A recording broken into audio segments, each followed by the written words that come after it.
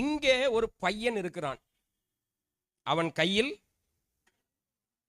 5 வாற்கோதுமை அப்பங்களும் 2 மீன்களும் உண்டு. ஆனாலும் அவைகள் இத்தனை ஜனங்களுக்கு எம்மாத்திரம். இன்னைக்கு ஆண்டவர் பேச சொன்ன வார்த்தை எம்மாத்திரம். அந்த எம்மாத்திரத்தை அண்டர்லைன் பண்ணுங்க, அல்ல கலர் பண்ணுங்க.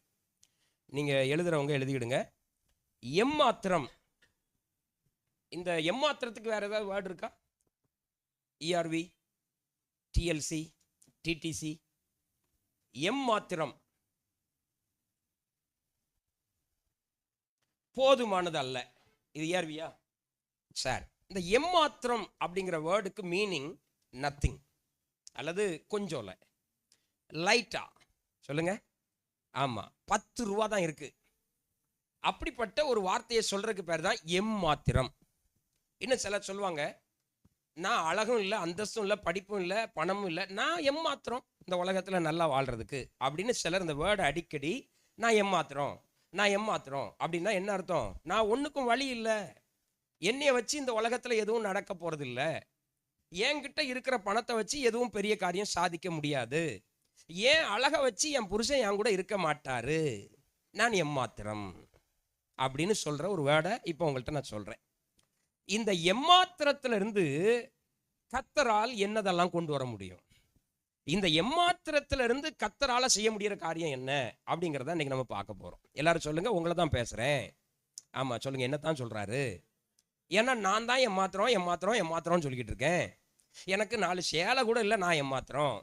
எனக்கு ஒரு 4 கோட்டு கூட இல்லை, நான் எம்மாத்திரம் அப்படிங்கிற ஒரு வார்த்தை இன்னைக்கு நம்ம வாயில நிறைய நேரம் நிறைய இடங்கள்ல வந்துகிட்டே இருக்கு. நான் எம்மாத்திரம், எனக்கு என்ன முடியும், எனக்கு என்ன ஆகும், அப்படித்தான் இங்கேயும் ஒரு வேர்டை ஜனங்கள் சொல்றாங்க. அந்த சீசன் சொல்றான், ஒரு பையன் இருக்கிறான், அவன்கிட்ட கொஞ்சம் வார்கோதுமை இருக்கு, கொஞ்சம் மீன் இருக்குது, ஆனாலும் ஜனங்களுக்கு இது எம்மாத்திரம்.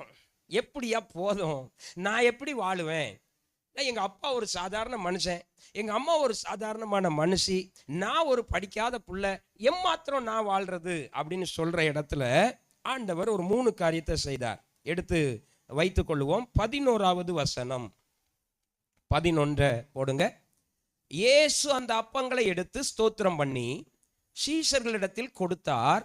சீஷர்கள் பந்தி இருந்தவர்களுக்கு கொடுத்தார்கள். அப்படியே மீன்களையும் அவர் எடுத்து அவர்களுக்கு வேண்டிய மட்டும் கொடுத்தார். அண்டர்லைன் தட் வேர்ட், வேண்டிய மட்டும் கொடுத்தார்.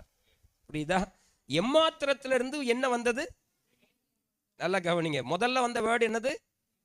எம்மாத்திரம். 2வது வந்த வேர்டு என்னது? வேண்டிய மட்டும். இன்னைக்கு ஒரு தீர்க்க தரிசனமான வார்த்தையை சொல்றேன். அவர் வேண்டிய மட்டும் தருகிற தேவன். அல்லேலூயா. டேனிக்கு எவ்வளவு கொடுத்தா பொருந்தும்னு தெரிஞ்சு தருகிற தேவன் அவர். அல்லேலூயா. இப்ப பாருங்க, ஒரு 1.5 கிலோ அல்வா வாங்கிட்டு வந்தீங்கன்னா என் மனைவிட்ட கொடுத்தா இவ்வளோண்டு பீஸ் தான் எடுப்பா, அவளுக்கு அது வேண்டிய அளவு. ஆனால் எனக்கு ஒரு கிலோ 450 கிராம் எனக்கு வேணும். அப்போ கர்த்தர் எனக்கு அல்வா தந்தா எவ்வளோ தருவார்? 1.5 கிலோ தருவார். ராணிக்கு அல்வா கொடுத்தா ஒரு 25 கிராம் கொடுப்பார். ஸோ கர்த்தர் ஒரு காரியத்தை செய்வார், ஆனால் அதில் என்ன இருக்கும்னா வேண்டிய அளவு இருக்கும். இப்போ என் பிள்ளைக்கு ஒரு காரியத்தை செய்யணும்னு நான் நினைக்கிறேன்ல, அதை ஆண்டவர் என்ன செய்வார்னா அவனுக்கு என்ன வேண்டுமோ அதை செய்வார். எத்தனை பேர் நம்புறீங்க? வேண்டிய மட்டும் கரங்களை ஆசீர்வதிக்கிற தேவன். இதெல்லாம் நான் ஏன் ப்ரீச் பண்றேன்னா, இந்த கதை உங்களுக்கு தெரியாத கதை கிடையாது. ஆனா உங்க உள்ளத்துக்குள்ள இந்த தாட் இன்னைக்கு பதிஞ்சாதான் இது நடக்க ஆரம்பிக்கும். அல்லேலூயா, அல்லேலூயா. எனக்கு ஒரு பெண் தேவை அப்படின்னா வேண்டிய மட்டும் ஒரு பெண்ணை எனக்கு தருவார். அல்லேலூயா. பொம்பளை பிள்ளைகளுக்கெல்லாம் சொல்றேன், உங்களுக்கு வேண்டிய மட்டும் கர்த்தர் செய்வார். இதை என்ன செய்யணும்? உள்ள ரெக்கார்ட் ஆக்கணும். நமக்கு ஏன் நடக்கல தெரியுமா? நம்ம என்ன சொல்றோம்? நான் ஏமாத்துறோம், நான் பொறுப்புழு, நான் புழு, பச்சை புழு, நான் பச்சை பாம்பு, நான் கொம்பரி முக்கேன், அப்படிதானா? நம்மை குறித்து எம்மாத்திரம் எம்மாத்திரம் எம்மாத்திரம். நான் இப்படித்தான் வாழ்வேன், எனக்கு ஒரு பைக்கு கிடைக்காது, நான் பிச்சை தான் எடுப்பேன், எங்க அப்பா எனக்கு என்ன கோடியா வச்சிருக்கான், எங்க அம்மா என்ன கான்வென்ட்லயே படிக்க வச்சா, நான் எம்மாத்திரங்க அப்படி சொல்ற வரைக்கும் கர்த்தர் கரத்துல கோபம் போகும்போது அவர் அதை வேண்டிய மட்டும் கொடுத்தார். அல்லேலூயா. 2வது எம்மாத்திரத்திலிருந்து அடுத்தது என்ன சொல்றாருன்னா 12ஆம் வசனத்தை போடுங்க. அவர்கள் திருப்தி அடைந்த பின்பு அவர் தம்முடைய சீஷர்களை நோக்கி ஒன்றும் சேதமாய் போகாதபடிக்கு மீதியான துணிக்கைகளை, நம்பர் 2, எம்மாத்திரத்துல இருந்து மீதி எடுக்க பண்ணுவார். எழுதிடுங்க, எம்மாத்திரத்துல இருந்து என்ன வரும்? மீதி எடுக்க பண்ணுவார். எங்க இருந்து வந்துச்சு இது? 11,000க்கு மேல சாப்பிட்டுருக்காங்க. அவர் ஒன்னு ஆசீர்வதிச்சா அதுல கம்பல்சரி என்ன இருக்கும்? மீதி இருக்கும். ஆமென், அல்லேலூயா. நம்ம புத்தியும் கொஞ்சம் அதுக்கு ஈடு கொடுக்கணும். சொல்லுங்க, எப்பவும் எதை செய்தாலும் நான் செய்யறதுல மீதம் வருகிறத நான் விரும்புறேன்னு சொல்லணும். அல்லேலூயா. வீட்டில் ஒரு கல்யாணம் நடத்துறீங்க, நீங்க பூ அலங்கரிங்க, அலங்கரியாம போங்க. வெளியே வாழையை நட்டுங்க, நட்டாம போங்க. வர்ற மக்களுக்கு சாப்பாட்டில் என்ன எடுக்கணும்? மீதி எடுக்கணும். ஒருத்தர் எனக்கு கார்டு அனுப்பிட்டார், ரொம்ப வேண்டியவர், அவருக்கு நிறைய நன்மை செஞ்சிருக்கேன். கல்யாணத்துக்கு 2 நாளைக்கு முன்னாடி கேட்குறாரு, டேனியல் நீங்க கல்யாணத்துக்கு வர்றதா அபிப்பிராயம் இருக்கான்னு. இது என்ன கூத்தா இருக்கு? நான் கல்யாணத்துக்கு கட்டாயம் வருவேன். எத்தனை பேர்னார். நான் கேட்டேன் எதுக்குன்னு.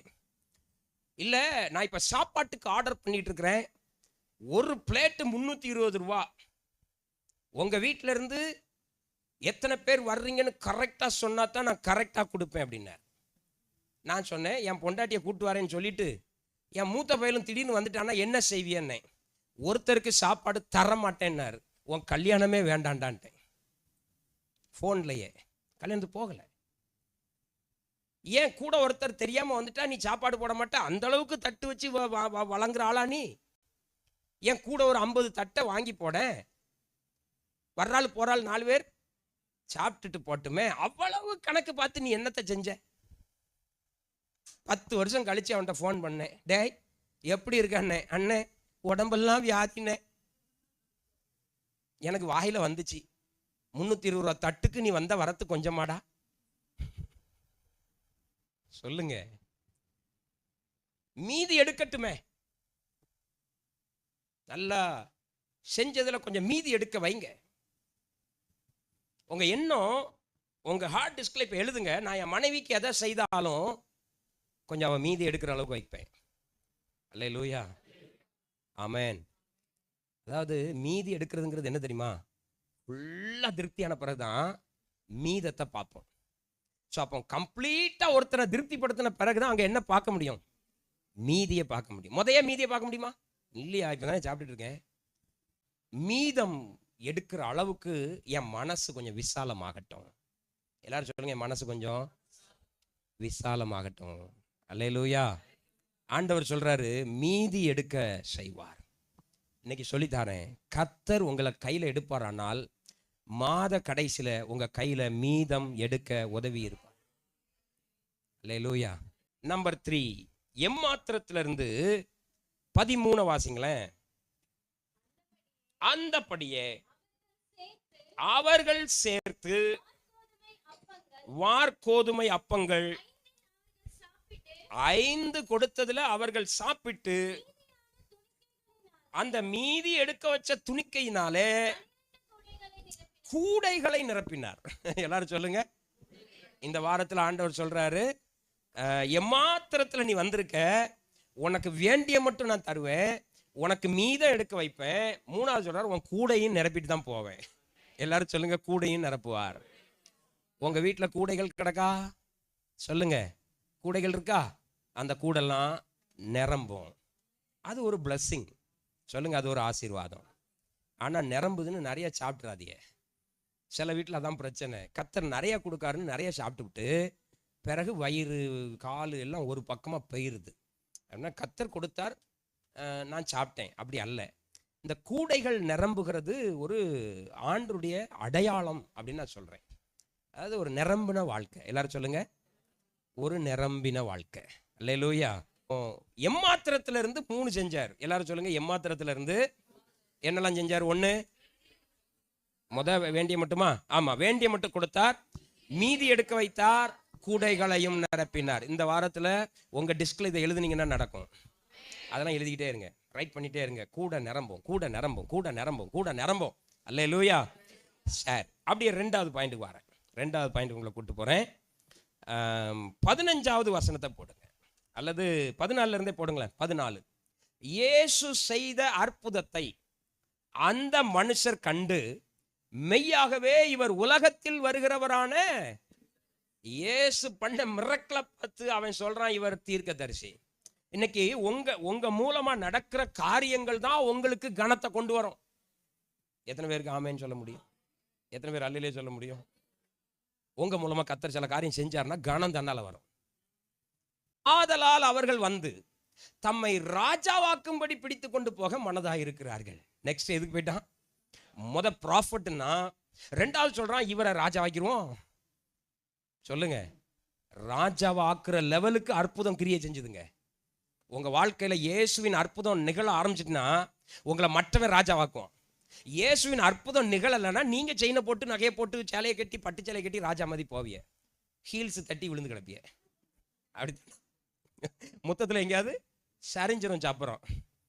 வீட்டிலேருந்து போகும்போது சப்பரம் மாதிரி கொண்டு வந்தனே, வரும்போது இப்படி தாவீதின் கூடார மாதிரி கிழிஞ்சு போய் கிடக்க அப்படிங்கிற மாதிரி ஆயிரும். ஸோ இப்போ யார் ஆக்க மனதாக இருக்கிறார்கள்? நல்லா கவனிங்க. இதில் தான் ஒரு ட்விஸ்ட்டை உங்களுக்கு நான் வச்சுட்டு போகிறேன். இப்போ ஜனங்கள் எல்லாரும் சேர்ந்து இயேசுவை யாராக்க விரும்பினாங்க?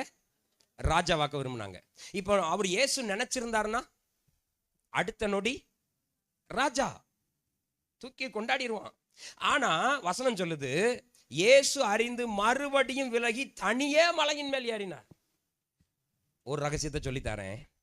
தேவ சித்தம் மேன்மையானதை தவிர ராஜா மேன்மையானதல்ல. எல்லாரும் சொல்லுங்க, எது மேன்மையானது? தேவன் என்னை குறித்து என்ன வைத்திருக்கிறாரோ அதுதான் மேன்மையானதை தவிர நான் ராஜாவா இருந்தால் நலமா இருக்கும், நான் அண்ணா நகரில் ஒரு பெரிய கோடீஸ்வரனா இருந்தால் நலமா இருக்கும், எனக்கு ஒரு எம்எல்ஏ சீட்டு கிடைத்தால் நலமா இருக்கும், எனக்கு ஒரு எம்எல்ஏ நண்பனா இருந்தால் நலமா இருக்கும். ஆண்டவர் சொல்றாரு இது எல்லாத்தையும் விட நான் உன் மேல என்ன வச்சிருக்கிறனோ அதுதான் இருக்கிறதுல பெஸ்ட். ஆமேன்னு சொல்லுங்க. இன்னைக்கு நமக்கு என்ன ஆசை தெரியுமா? இயேசு கிட்ட வந்தா ராஜாவாக்குவாரா? இயேசு கிட்ட வந்தா சொந்த வீடு தருவாரா? இயேசு கிட்ட வந்தா டிஃபெண்டர் கார் தருவாரா? இயேசு சொல்றாரு என் சித்தத்தை செய்யறதான் என் பார்வையில மேன்மை.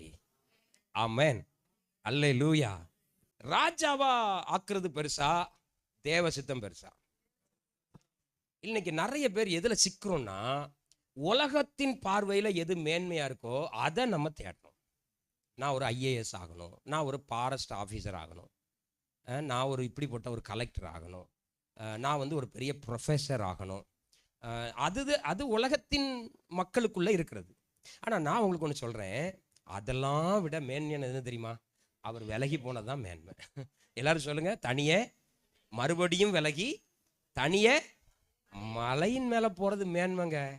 ராஜாவா போய் அரியாசனத்தில் வைக்கிறத விட நீங்கள் தனியாக விலகி அப்பா சித்தத்துக்கு போகிறீங்கன்னா உங்களை போல ஒரு பெஸ்ட் மேன் இந்த உலகத்தில் யாரும் கிடையாது.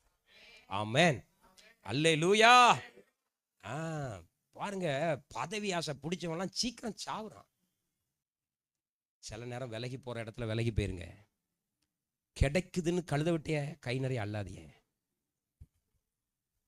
ஒருத்தனுக்கு கிடைக்குதுன்னு அள்ளி அள்ளி வச்சானா, என்னது கடைசியில் கழுத விட்ட எதுக்காகும்? ஒரே உடங்காயா இருக்கும். சில நேரம் விலகிடணும். சொல்லுங்க, விலகிடணும், அமைதியாக இருக்கணும். இன்னைக்கு காலைல கேட்டேன்னு சொல்கிறேன், இந்த பொறாமை இப்போ யாருக்கெல்லாம் பொறாமை இருக்குது அப்படின்னு கேட்டால் நீங்களாம் அமைதியாக இருப்பீங்க. அதுக்கு ஒரு அளவுகோல் சொல்கிறாங்க. எப்படியா? உங்கள் பிள்ளை பேர் ஏ, உங்கள் எதிர்த்த வீட்டில் உள்ள பிள்ளை பேர் பி. ஏ உங்கள் பிள்ளை, பி எதிர்த்த வீட்டு பிள்ளை.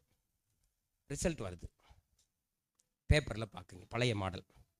முதல்ல உங்கள் கண்ணு யாரை பார்க்கணும்? ஏ பார்க்கணும். ரெண்டாவது என்ன பார்க்கணும்? பி பாஸ் ஆகிட்டானான்னு பார்க்கணும். இது நார்மல்.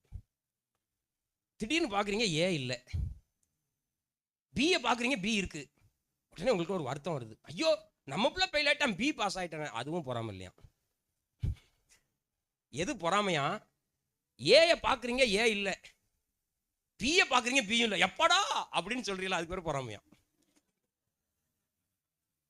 எப்படா பியும் இல்லடா, அப்போ இதுக்கு பேர் என்னது? பொறாமை. ஏ இருக்கு பி இருக்கு, ஏ இல்லை பி இல்லை, இதெல்லாம் மேட்டரே கிடையாது. அந்த கோவம்லாம் வருமா மனுஷனுக்குள்ள? ஆனா எவ்விதத்திலும் பக்கத்து வீட்டுக்காரன் அழிஞ்சு போகணும்னு நினைக்கிறோம் பார்த்தீங்களா, அதுக்கு பேர் தான் பொறாமை. அது வந்துட்டுன்னு வைங்களேன், நீங்க வீட்டில் தங்கி தாவரிக்க முடியாது. ஆபிரகாம் மாதிரி கூடார வாசல் உட்காரக்கு வாய்ப்பே கிடையாது. 108, 109, 218 புரியுதா? அப்போ பொறாமை இல்லாமல் வாழணும்னா சில நேரம் விலகி தனியே மலையின் மேல் ஏறிடணும். பெரியப்பா பொண்டாட்டியை பார்த்துட்டு ஐயோ அப்படின்னு வந்தியன்னா வரும்போதே சீக்கோட வர்றீன்னு அர்த்தம். கல்யாண வீட்டுக்கெல்லாம் போனீங்கன்னா கசுமாலம் பொண்ணு மாப்பிள்ளைய பாரு, மொய்ய கூட ஓடிரு. அங்க உட்காந்து ரசிக்காத. இது யாரு? ஏன் அவ யாரு? சோப்பா இருக்கா, மருமோளா, எங்க பிடிச்சா? செத்தனி குடல் வெந்துருவ. அவ மருமோளை எங்கேயும் பிடிச்சிட்டு போறா, குஜிலியில கூட பிடிச்சிருப்பா. புரியுதா? குஜிலின்னா என்னது? இங்க சிலர் கெட்ட வார்த்தை நினைச்சிட்டு சிரிக்கி, அது ஒரு லூசுகள். அது என்ன சொன்னாலும் சிரிக்கும் அந்த வருஷம். குஜிலின்னா வேற ஒன்றும் இல்லைம்மா, பழைய பொருள் விற்கிற இடம். பெங்களூரில் கன்னடா லாங்குவேஜில் குஜிலி அப்படின்னா உடச்சி போட்ட பொருட்களை விற்கிற இடம். உடச்சி போட்ட இடத்துல கூட தூக்கிட்டு வந்திருக்கலாங்க. அதையே பார்க்காதியேங்கிறேன். ஏன் அவள் என்ன சேலை கட்டியிருக்கா, போன வருஷம் ஒன்றும் இல்லாமல் வந்தா இப்போ ஏதோ நகைலாம் போட்டிருக்கா, என்ன தொழில் பண்ணுறா, அவள் என்னவும் செஞ்சுட்டு போறா. அவள் விற்கிற இட்லியை நீ ஏன் பேசுகிற? நீ விற்கிற வடை விற்காம போயிடும், பூசி போயிடும். அப்படிதானா? ஸோ பொறாமை இதெல்லாம் விலகணும்னா இது ரொம்ப தேவை, ரொம்ப தேவை. நான் திருப்ப திருப்ப சொல்லித்தரேன். இதில் சில ரகசியங்கள் இருக்கு. நீங்கள் உங்களை ரொம்ப அழகுபடுத்தணும், உங்களை ரொம்ப 4 பேர் பார்க்கணும். ஐயோ ராஜாவா இருந்தா சிங்காசனத்தில் உட்கார்ந்துருக்கலாம், ராஜா குலோத்துங்க, மார்த்தாண்ட, மரியாதை, வேற என்னது இதெல்லாம் சொல்லுவாங்களே. விலகி போயிட்டேன்னா காட்ஸ் பிளான் உங்க வாழ்க்கையில் நிறைவேறும். ஆமேன், அல்லேலூயா. 2வது பாயிண்ட் புரிஞ்சவங்களாம் ஒரு அல்லேலூயா சொல்லுங்க. ஆமேன். உங்களுக்கு பதவி வேண்டாம், அவர் தர்ற பதவி வேற லெவல்ல வரும். பதவிக்காக ஒருத்தன் காக்காவை பிடிக்காதியே, சரி காலை பிடிக்காதியே. இப்ப நான் சொல்றேன், இயேசு ராஜாவா இருந்தாருன்னா அவர் இவ்வளவு பெரிய ஆளா இருப்பாரா? சொல்லுங்க. விலகி போனா மேன்மையானதை தருவார். அதாவது அவரை குறித்து வேதம் என்ன சொல்லுது தெரியுமா? அவர் சிலுவையில் தன்னை கொடுத்ததுனால பிதா என்ன செஞ்சாராம்? வானலத்தோர், பூதலத்தோர், பூமிக்கு கீழானோர், மேலானோர் எல்லாருடைய முழங்காலும் அவருக்கு முன்பதாக பணியும்படி செய்தார். நீங்க கேட்கிற ஒரு ராஜா பதவி கேட்டிருந்தீங்கன்னா ஒரு 1,00,000 பேர் குனிஞ்சிருப்பான். ஆனா அவர் சித்தத்தில் நீங்க போனீங்கன்னா பூமியே ஆசீர்வாதமா மாறுற அளவுக்கு ஆபிரகாமை மாற்றின தேவன் உங்களை மாற்றுவார். அல்லேலூயா. ஆபிரகாம் நினைச்சார், நம்ம இந்த கல்தேயர் பட்டணத்துல, ஊர் பட்டணத்துல நம்ம சிலையை வித்து பெரிய கோடீஸ்வரன். ஆண்டவர் சொன்னார், எல்லாத்தையும் விட்டுட்டு நடந்து போறியானாரு. விலகி போனார் பாருங்க. ஆபிரகாம உலகத்துக்கே தகப்பனாக்குனார். சில இடத்துல விலகி போக பிரயாசப்படுங்கள். சில இடத்துல உங்களுக்கு பங்கு வேண்டாம். சில இடத்துல போய் எனக்கு இந்த பங்கு வேண்டும். என் தாய் மாமன் பேரணி போடல, சண்டைக்கு நிற்காத உன்னைய நாய் மாமனா வச்சிருக்கான். சொல்லுங்க. கார்டுல பேர் போடலையா, சந்தோஷம் பொங்குதே, நல்லவளை போடல, அதுக்கு வீட்டில் போய் சண்டை. காரில் போய் இறங்கினேன், என் பேரை ஏன் போடல? உன் பேர் என்னது? உன் பேர் என்ன, பெரிய கிளிண்டனா? சொல்லுங்க, உன் பேர் என்னது? ஏங்க அந்த கல்யாண கார்டில் உங்கள் பேரை போட்டு என்னங்க ஆக போகுது? கல்யாணத்தினைக்கு அடுத்த நாள் நான்லாம் சர்ரு சர்ரு சர்ன்னு கிழிச்சு விடுவேன் பேரை. இதுக்கு சண்டை. என் பேரை அதில் போடலை, என் பேரை இதில் போடலை, என் பேரில் ஒரு பத்திரம் இருக்கா, என் பேரில் ஒரு பொருள் இருக்கா, என் பேரில் ஒரு நகை இருக்கா. கடைசியில் அவ்வளோ வட்டி கடனில் அங்கே தான் இருக்கும் பேர். எல்லாம் கொடுத்துருப்பாரு, எல்லாம் எங்கே இருக்கும்? கடையில் இருக்கும். அடகு கடையில் உங்கள் பேர் ரெடியாக எழுதியிருக்கும். சொல்லுங்கள். சில காரியத்துக்கு விலக பழகு, அமைதியாக விலகிடு. சொத்து சண்டை நடக்க அமைதியாக விலகிருங்க, கர்த்தர் ஆசீர்வதிப்பார். நான் சொல்கிறேன், இந்த உலகத்தில் அப்பா அம்மா சம்பாதிச்சது அவங்களோட இருக்கட்டும். நம்ம சம்பாதிச்சு நம்ம காலில் வாழணும், நம்ம பிழைக்கணும், நம்ம 4 பேருக்கு சேர்த்து வைக்கணும், நம்ம 4 பேருக்கு கொடுக்கணும். அதுதான் மனித பண்பு. அப்பங்கிட்ட போய் சண்டை, அம்மா கிட்ட போய் சண்டை, மாமனாட்ட போய் சண்டை, மாமியாட்ட போய் சண்டை, தந்தியா தரலையா? சொல்லுங்க. விலகி போயிரு.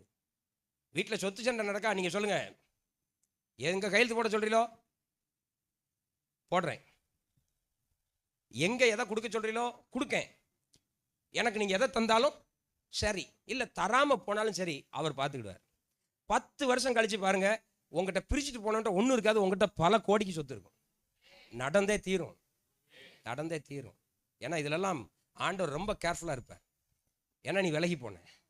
அல்லேலூயா. புரியுதா நான் சொல்றது? ஆமா. புருஷன்கிட்ட சண்டை, உடனே கோர்ட்டுக்கு போவாத, கர்த்தர் கிரியை செய்ய முடியாது. பொண்டாட்டிட்ட சண்டை, உடனே விட்டுட்டு போய் தாய் வீட்டில் கொண்டு விட்டுட்டு வரணும்னு நினைக்காத, கர்த்தர் கிரியை செய்ய மாட்டார். கொஞ்சம் விட்டு விலகு. சண்டை இருக்கு, அப்படியே போயிட்டு ஒரு விசாலம் கடையில் டீ குடிச்சிட்டு சாயங்காலம் வீட்டுக்கு வா, சண்டை சரியாயிடும். சொல்லுங்க. அந்த அந்த சண்டையை சரிப்படுத்திடுவோம். கொஞ்சம் விலகுனா சரியாயிடும்.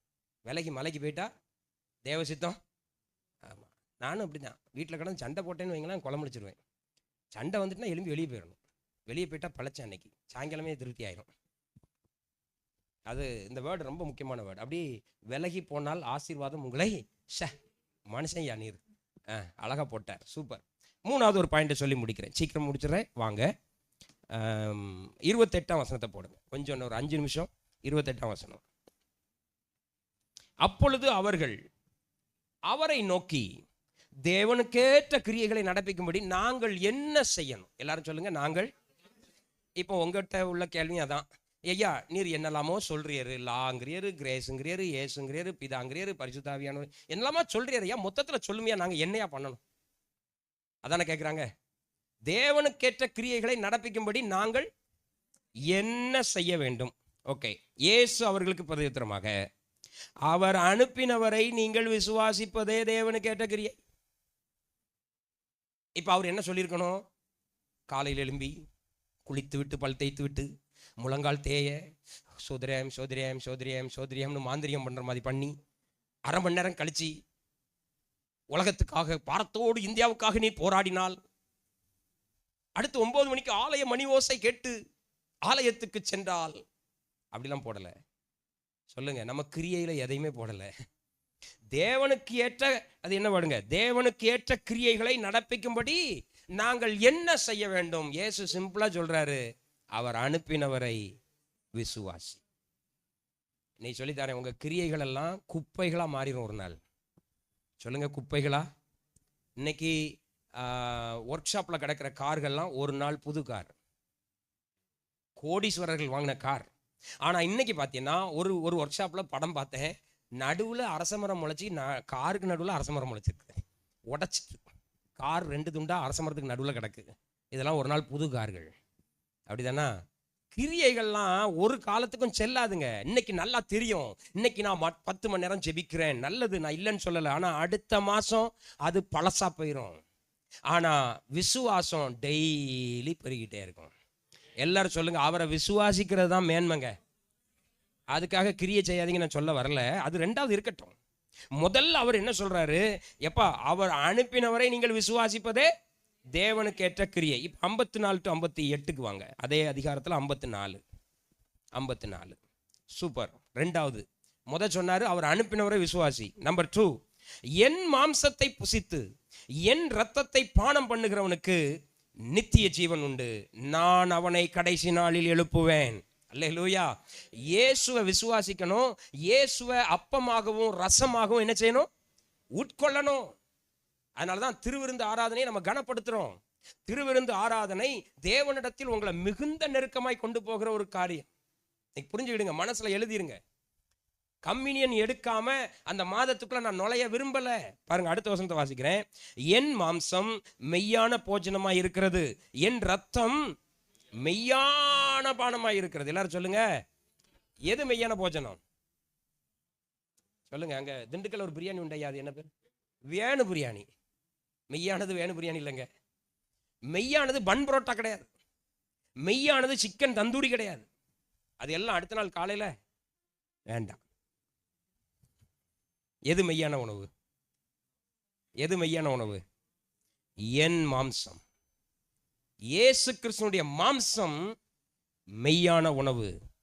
இயேசு கிறிஸ்து சொல்லுகிறார், இரத்தம் மெய்யான பானம். என் மாம்சத்தை புசித்து என் இரத்தத்தை பானம் பண்ணுகிறவன் என்னிலே நிலைத்திருக்கிறான். நீங்க செஞ்ச நன்மையினால நிலைத்திருக்கல, அப்பாவுடைய சரீரத்தையும் அப்பாவுடைய ரத்தத்தையும் குடிக்கிறதுனால, சாப்பிடுறதுனால நாம யாருக்குள்ள நிலைச்சிருக்கிறோம்? அல்லேலூயா. சொல்லுங்க. நீங்க அப்பத்துக்கும் ரசத்துக்கும் பங்குள்ளவங்களா மாறும் போதே அவர் சொல்றாரு, அவன் எனக்குள்ள நிலைச்சிருக்காங்க. இது வேற லெவல் சத்தியம். இது சிலருக்கு புரியாது. அப்படிதானா? சிலருக்கு புரிஞ்சே தொலையாது, அது தொலையாமல் இருக்கட்டும். சோத்திரம். என் மாம்சத்தை புசித்து என் இரத்தத்தை பானம் பண்ணுகிறவன் என்னிலே நிலைத்திருக்கிறான், நானும் அவனிலே நிலைத்திருக்கிறேன். ஜீவனுள்ள பிதா என்னை அனுப்பினது போலவும் என் பிதாவினால் பிழைத்திருக்கிறது போலவும் என்னை புசிக்கிறவனும். அப்போ புசிக்கும் போது என்ன இருக்கு? அவரை போல பிழைப்போம். அப்போ அந்த புசிக்கிறத நல்லா புசிக்கணும்ல. சொல்லுங்க, அதை கனமா சொல்லுங்க. ஹோட்டலில் போய் உட்காந்து நல்லா சாப்பிட்றோம்ல, காலை தூக்கி மேலே, எனக்கு வர மாட்டேங்கி, இப்படி இப்படி இப்படி வச்சுட்டா சாப்பிட்றோம். நல்லா அடக்க ஒழுக்கமா சேரில் அழகாக உட்காந்து சாஞ்சி சாப்பிட்றோம்ல. திருவிருந்து ரொம்ப கனப்படுத்தணும். திருவிருந்து ரொம்ப அவசியமானது. சொல்லுங்க, திருவிருந்து மிக மிக அவசியமானது. கேன்சல் பண்ணக்கூடாது. என் மாம்சத்தை பானம் பண்ணுகிறவன் என்னிலே நிலைத்திருக்கிறான், நானும் அவனில் நிலைத்திருக்கிறேன். ஜீவனுள்ள பிதா என்னை அனுப்பினது போலவும் நான் பிதாவினால் பிழைத்திருக்கிறது போலவும் என்னை புசிக்கிறவனும் என்னாலே பிழைப்பான். வானத்திலிருந்து இறங்கின அப்பம் இதுவே, இது உங்கள் பிதாக்கள் புசித்த மன்னாவை போலல்ல, அவர்கள் மரித்தார்களே. இந்த அப்பத்தை புசிக்கிறவனோ என்றென்றைக்கும். இதையும் ரைட் பண்ணிருங்க. நான் அப்பாவுடைய அப்பத்தை, சரீரத்தை அப்பமா புசிக்கிறேன், அப்பாவுடைய ரத்தத்தை ரசமா பானம் பண்றேன். நான் அவருக்குள்ள நிலைத்திருக்கிறேன், அவர் எனக்குள்ள நிலைத்திருக்கிறார். நல்ல வழியில நான் போயிட்டு இருக்கிறேன். அல்லேலூயா. நம்ம எல்லாரும் கண்களை மூடி ஜெபிப்போமா? தேங்க்யூ. நன்றி ஆண்டவரே. ஆண்டவர்